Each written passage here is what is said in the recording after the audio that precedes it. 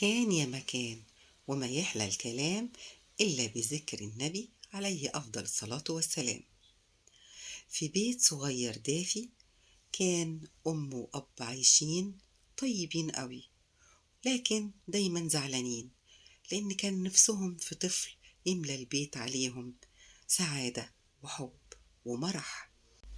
وفي يوم جميل في المزرعة لقوا سلة محطوطة على جنب كده، بصوا فيها لقوا طفل صغير قوي بس جميل قد عقلة الصباع.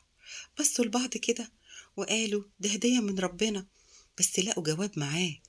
قالوا خلاص، هو دلوقتي هيكون ابننا، احنا هنتبناه وهيبقى ابننا واحنا هنربيه.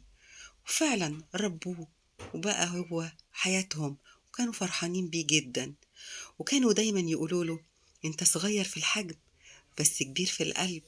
وعدت الأيام وكبر، بس كان بيكبر ذكاء وشطارة وبيفهم بسرعة وبيحب باباه ومامته، لكن حجمه فضل زي ما هو صغير. وفي يوم من الأيام الأب قال أنا رايح السوق. عقلة الصباع جري وراه وقال له خدني معاك يا بابا.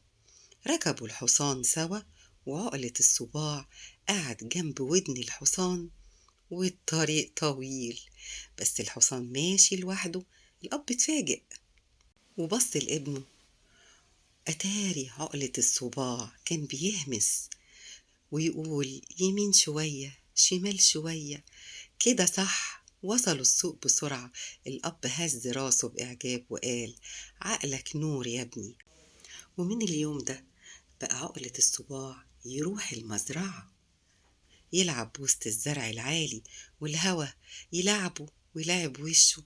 وفي مرة جري بعيد شوية، ضحكته كانت عالية وفجأة سكتت. وقف مكانه، لف يمين شمال، الزرع عالي والطريق اختفى. نادى بصوت واطي قوي بابا بابا، مفيش رد. قلبه دق، الهوا حرك الزرع والأصوات بقت غريبة. نادى بالأعلى وقال يا بابا يا بابا، ولا حد سمعه. وخطوة ورا خطوة حس إنه تاه، وصوته الصغير وسط الدنيا الكبيرة راح.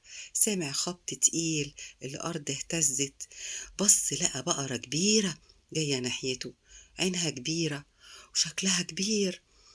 افتكرت إنه لقمة صغيرة علشان عقلة الصباع صغنن قوي، بس قال لنفسه أنا لازم أفكر وأجري بسرعة. فعلا جري بسرعة وراح جنب ودن البقرة وبدأ يصرخ بأعلى صوت بابا بابا أنا هنا.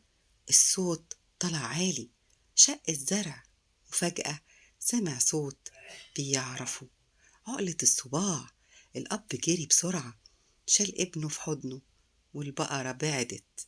رجعوا البيت والأم حضنت ابنها وقالت له الدنيا من غيرك ملهاش طعم، انت ضيع عينينا وفرحتنا وسعادتنا، وربنا بعتك لينا علشان تفرح قلوبنا.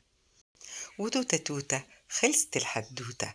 لو عجبتكم حكاية النهاردة وحكاية عقلة الصباع، ما تنسوش تشتركوا في قناتي حدوتة صغنونة علشان نسمع سوا حكاية كل يوم.